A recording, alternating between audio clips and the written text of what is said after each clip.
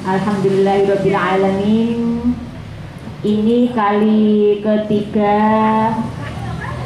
untuk pelajaran fikih, untuk materi tambahan pelajaran fikih. Ini pertemuan yang ketiga. Nanti kita akan melanjutkan, kemarin masih mengenai tentang darah haid. Jadi nanti kita akan lanjutkan. Kemarin kalau misalnya masih ada yang perlu ditanyakan, kemarin waktu pertemuan kemarin belum ada yang mau ditanyakan, adalah sampai rumah kok ada yang ditanyakan, nanti bisa ditanyakan, disambung sekarang ya. Jadi kita lanjutkan, masih tentang segala sesuatu yang keluar dari vagina perempuan. Yang pertama itu ada darah. Darah itu ada tiga, ada darah haid, ada darah nifas, ada darah istihadhah. Ini kalau misalnya ada yang belum paham, nanti bisa ditanyakan. Jangan sampai karena ketidaktahuan anak-anak berimbas ke ibadah kalian yang mengakibatkan ibadah itu tidak diterima. Dan karena ketidaktahuan anak-anak tentang berkaitan dengan bab darah, akhirnya sembrono yang berkaitan dengan ibadah sholat, karena sholat itu rukun Islam ya. Jadi yang pertama yang keluar dari vagina perempuan itu adalah darah. Darah itu ada tiga, ada darah haid, ada darah nifas, ada darah istihadhah. Kemarin sudah bahas tentang haid, masa minimal haid itu berapa, masa maksimal haid berapa, masa minimal suci berapa, itu sudah kemarin. Sekarang ibu tanya, masa minimal haid berapa? Minimal sehari semalam. Kalau masa maksimal haid 15 hari 15 malam. Kalau masa minimal masa suci 15. minimal masa suci kemarin kan sudah 15 hari 15 malam. Ini yang pertama harus diketahui ini. Jadi ini nanti berlanjut, dan sudah ibu sarankan anak-anak harus punya kalender siklus haid sendiri. Ada catatannya, haid tanggal berapa, suci tanggal berapa, kemudian haid datang lagi tanggal berapa. Karena kemarin sudah kita bahas, ada perempuan itu yang 1 bulan ada kemungkinan haid 2 kali. Jadi haidnya itu di awal bulan, kemudian suci, terus kemudian akhir bulan keluar darah lagi tapi darah haid. Jadi harus ada siklusnya, itu yang mulai harus hati-hati. Kemudian sesuatu yang keluar dari vagina perempuan yang kedua itu adalah cairan. Ini bukan berupa darah. Cairan itu ada tiga, ada mani, ada madhi, ada wadi. Tapi yang hari ini kita akan bahas itu tentang haid, berlanjut dari yang materi kemarin, dan nifas. Jadi untuk istihadhah, mani, madhi, dan wadi itu akan kita bahas di hari Rabu berikutnya. Karena mani, madhi, dan wadi itu kaitannya dengan anak perempuan yang keputihan, jadi harus tahu hukumnya. Najis atau tidak, harus hanya cukup sekedar wudhu saja atau harus mandi besar, itu ya.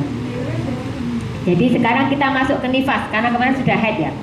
Nifas menurut bahasa adalah melahirkan. Jadi yang bisa nifas itu ya perempuan yang sudah menikah, kemudian hamil, kemudian melahirkan. Lah, darah yang keluar setelah melahirkan itu namanya darah nifas. Jadi menurut bahasa nifas adalah melahirkan.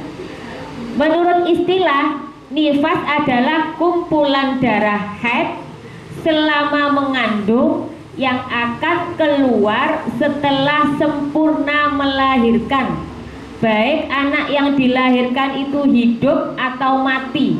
Jadi perempuan hamil kemudian melahirkan, bisa jadi anak yang dilahirkan itu mati, meninggal, entah meninggal di dalam atau meninggal ketika sudah usia 1 minggu bayi meninggal, itu pasti mengalami haid.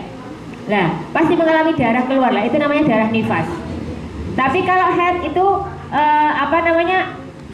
yang belum menikah, kemarin sudah ibu bilang, perempuan itu setiap bulan berproduksi sel ovum.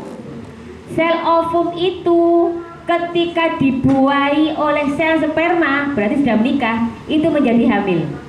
Tapi ketika setiap bulan perempuan itu berproduksi sel ovum, tidak dibuai dengan sel sperma, berarti belum menikah. Itu pasti sel ovum itu pecah, dan pecahnya itu menjadi darah haid. Artinya normalnya setiap perempuan itu setiap bulan itu pasti haid.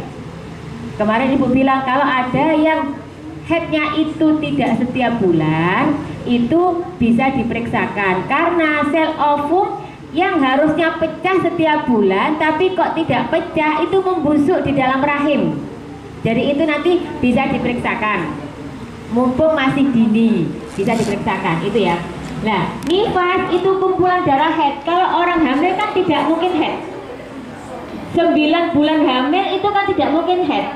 Nah, ketika sudah melahirkan darah keluar, itu darah haid yang selama 9 bulan tidak keluar, itu keluar ketika setelah melahirkan itu. Jadi darah jadi berarti yang dari haid itu tidak jadi anak. Katanya kan anak kan dari darah itu. ya. Terus darah haid itu tidak jadi anak tapi Kalau pas apa, sudah menikah apa belum? Oh, sudah menikah. Lah ya, jadi kalau misalnya sudah menikah, kan dia berproduksi sel ovum. Terus kemudian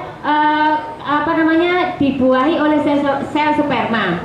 Itu belum tentu, meskipun 2 sel antara ovum dan sperma itu bertemu, tidak otomatis bisa langsung hamil. Kadang tidak hamil. Jadi akhirnya meskipun sudah menikah tetap masih haid, belum hamil seperti itu.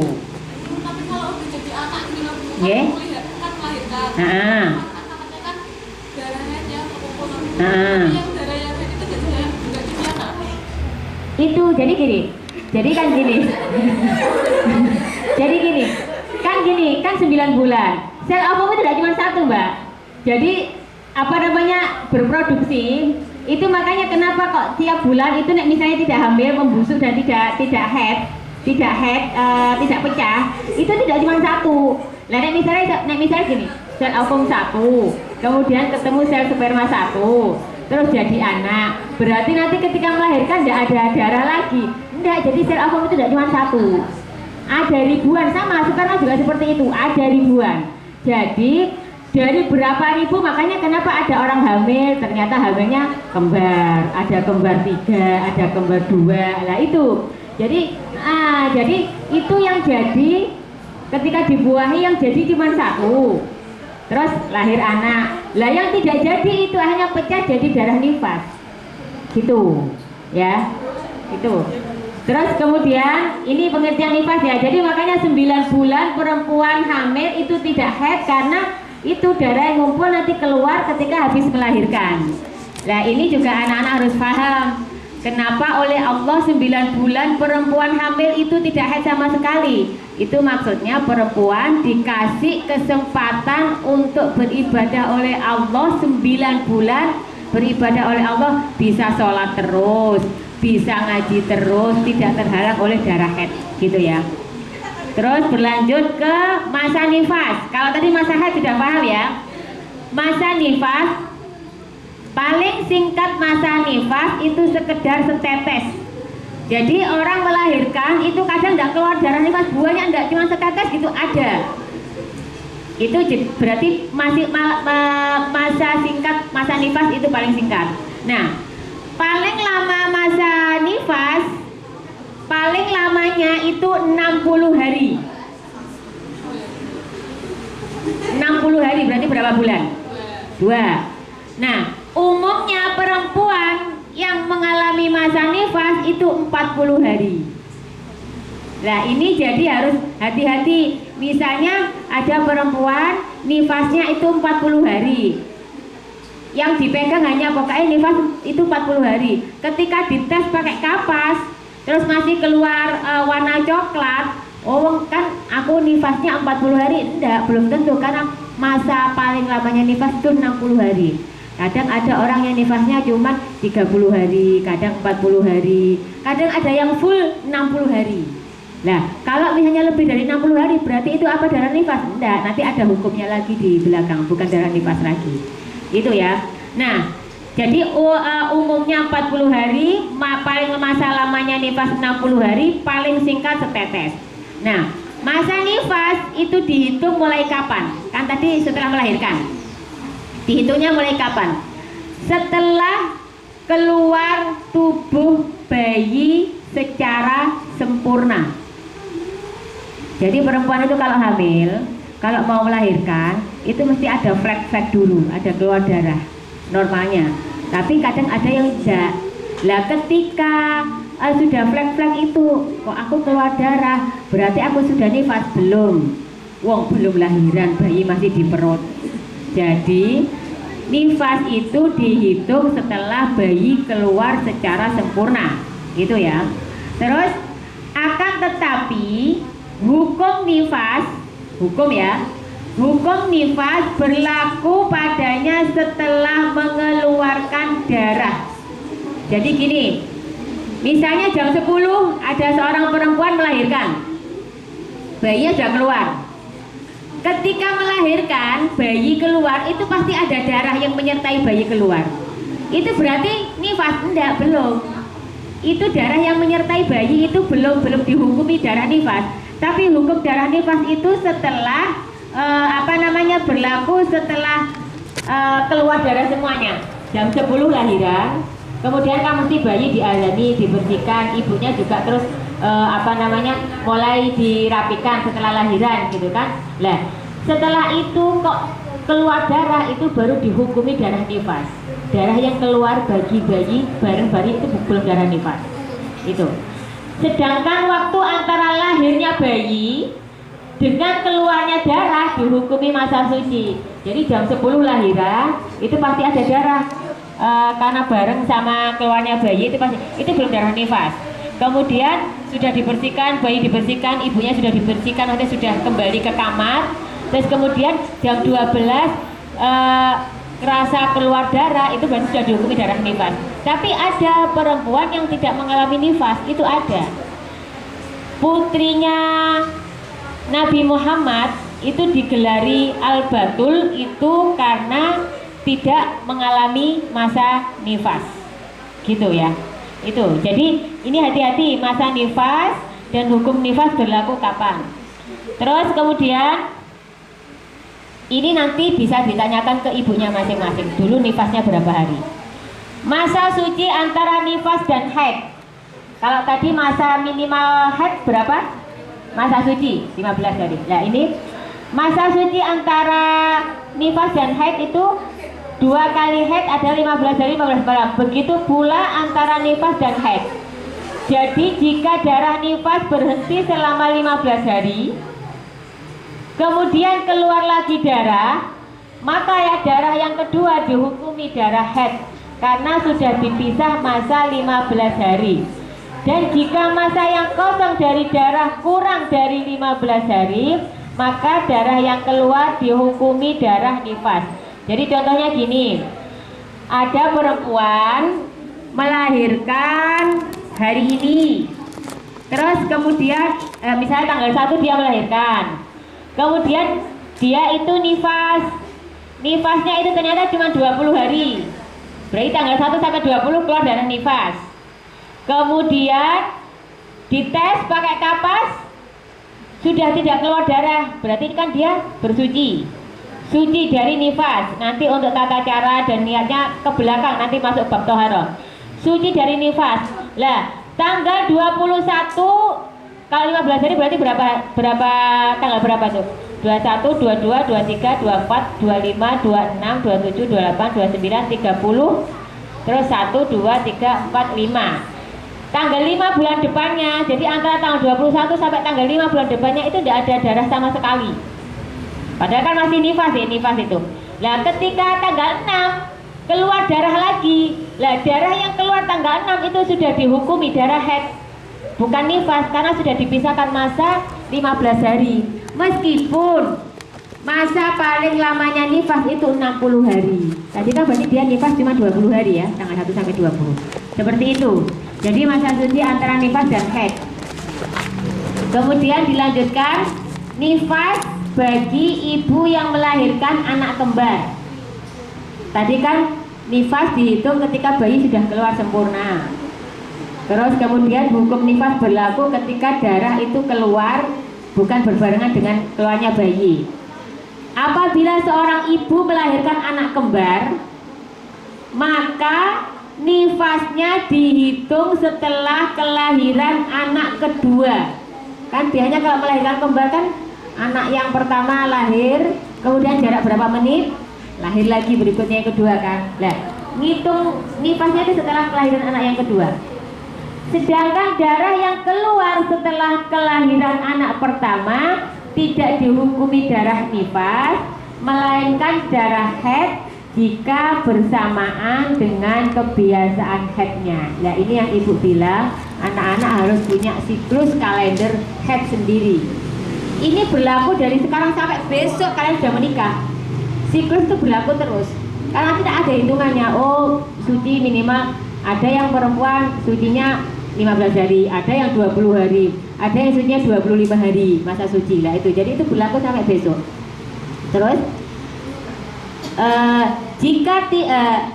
jadi darah yang keluar setelah kelahiran anak pertama tidak dihukumi darah nifas, melahirkan darah haid jika bersamaan dengan kebiasaan haidnya atau tersambung dengan haid sebelumnya. Namun jika darah yang keluar setelah kelahiran anak yang pertama tadi kok tidak waktunya siklus darah haid, berarti darah tersebut dihukumi darah fasad atau penyakit. Jadi tetap darah nifas dihitung setelah kelahiran anak yang kedua. Ini kalau kembar 2. Kalau kembar 5 ya berarti anak kelima. Sesar, keluar dari perut. Ya. Keluar. Meskipun lahiran sesar itu tetap keluar darah. Jadi tetap mengalami nifas. Keguguran pun juga tetap mengalami nifas. Nanti ke belakang ya. Ini yang nifas anak kembar dulu ya. Jadi kalau anak kembar ya kembar berapa? Kalau kembar 3 berarti dihitungnya dari kelahiran anak yang ketiga. Gitu ya. Ya berarti anak kelima. Ya 10 ya setelah anak ke-10. Terus sekarang nifas perempuan yang keguguran ya tadi. Keguguran atau yang tadi sesar ya. Para ulama bersepakat 2 hal. Bila usia janin yang keguguran sudah melebihi 80 hari, maka perempuan tersebut berlaku hukum nifas.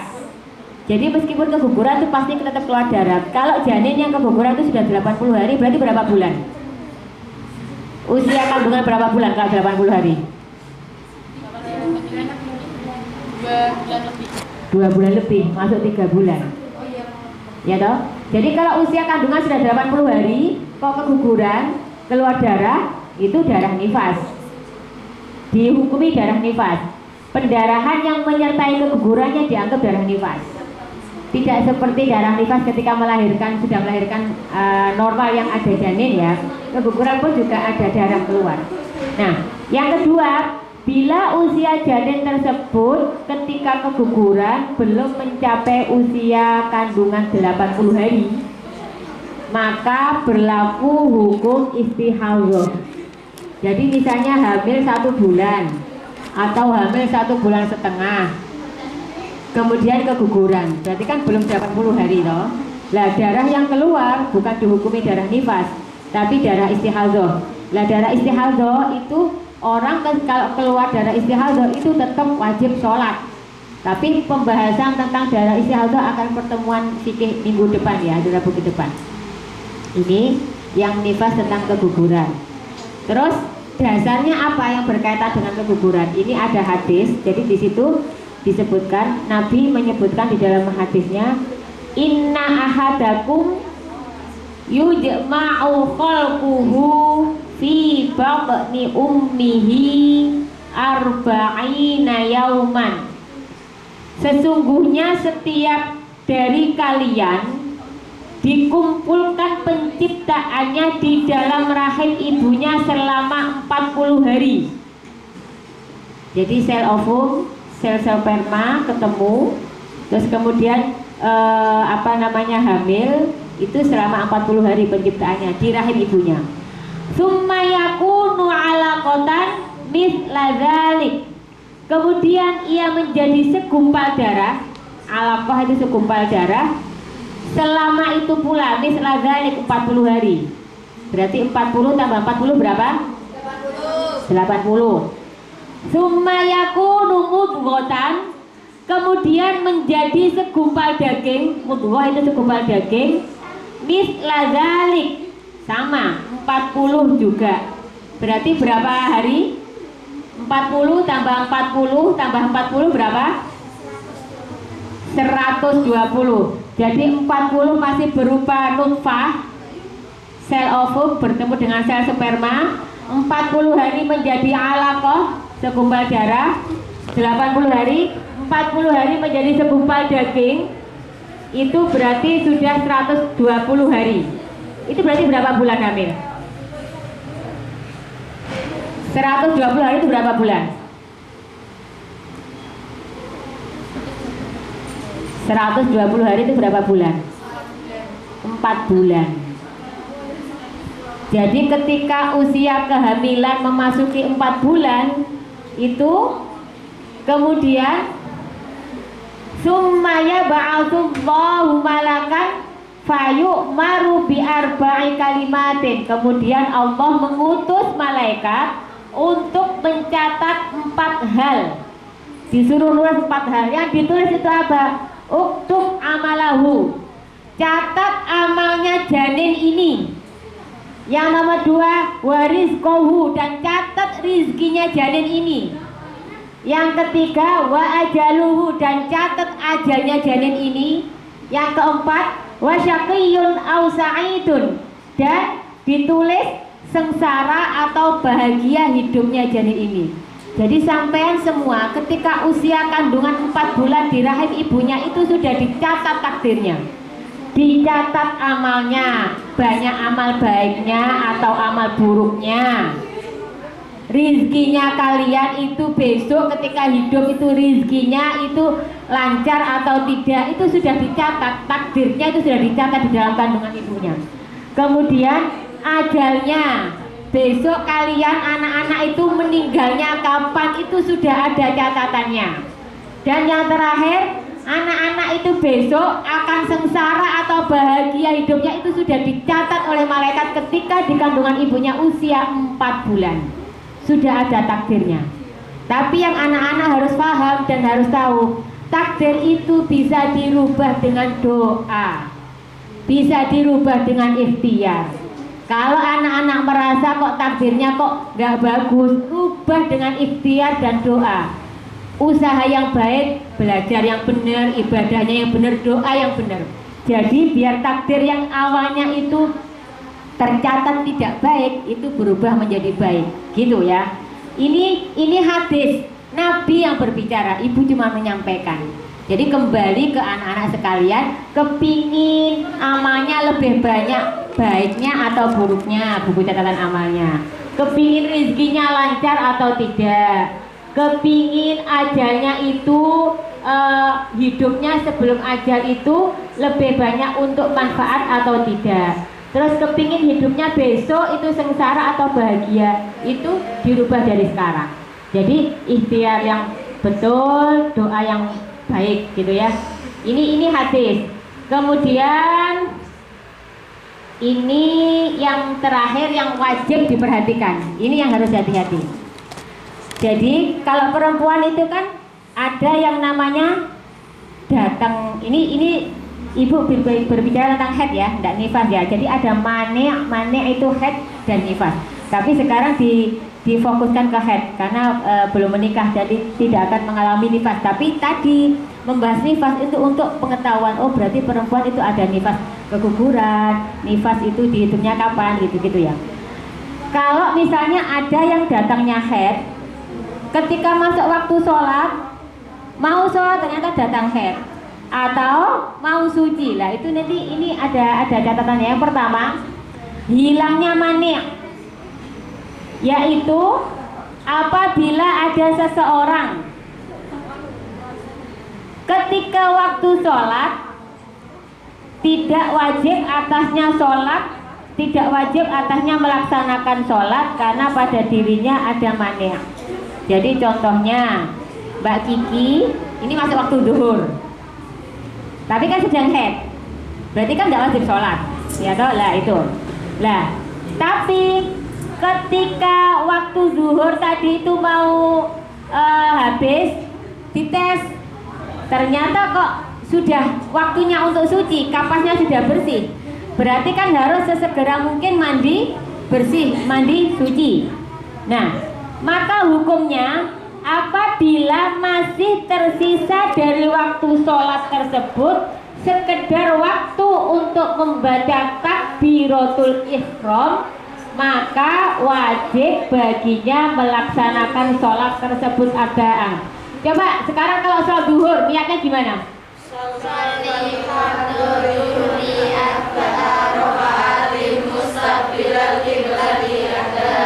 Adaan, itu ada kata-kata adaan kan? Adaan itu sholat pada waktunya. Jadi adaan itu sholat pada waktunya. Jadi misalnya tadi ketika masuk waktu zuhur jam 12 misalnya zuhur, dilihat karena masih head kan, berarti kan tidak wajib sholat.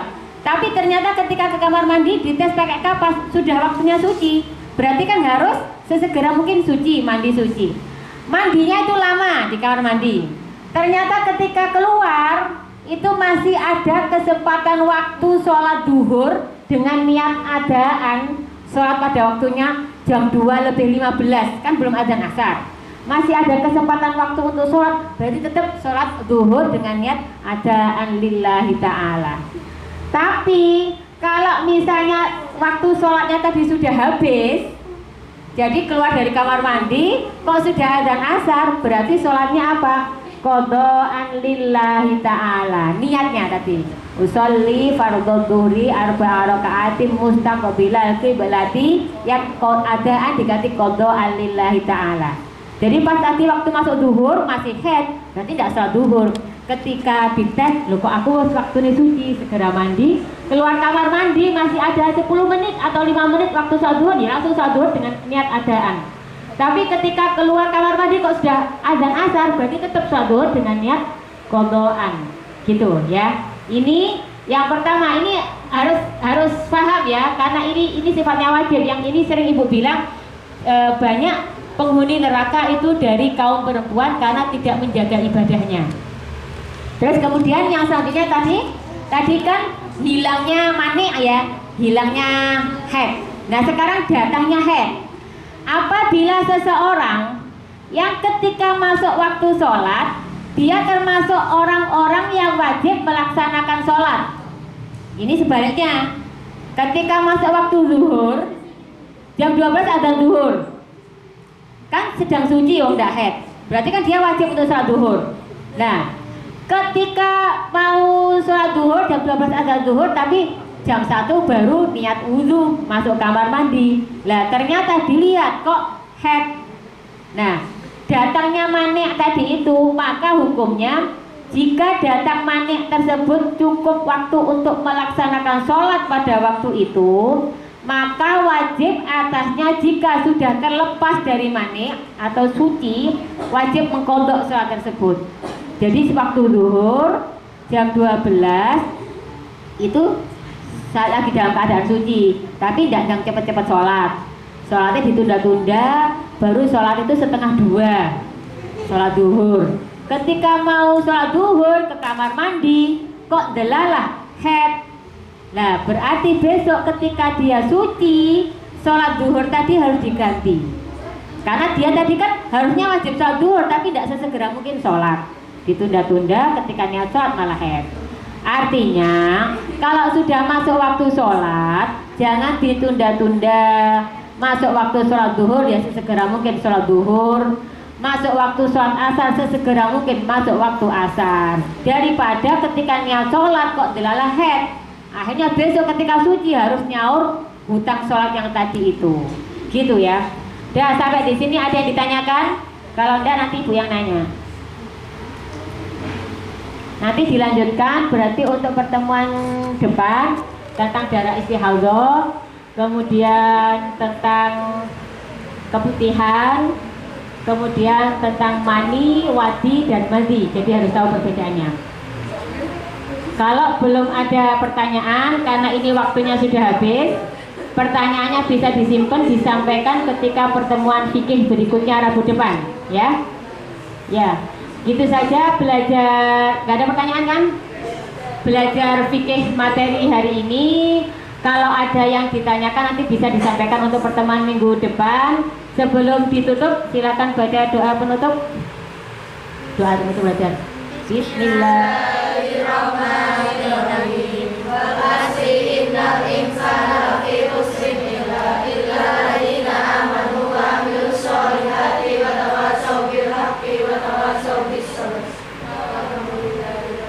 Ini tepat pukul 10.45, memang waktu pelajaran fikih sudah habis, jadi silahkan kembali ke kelas masing-masing ya. Kurang lebihnya mohon maaf. Wassalamualaikum warahmatullahi wabarakatuh.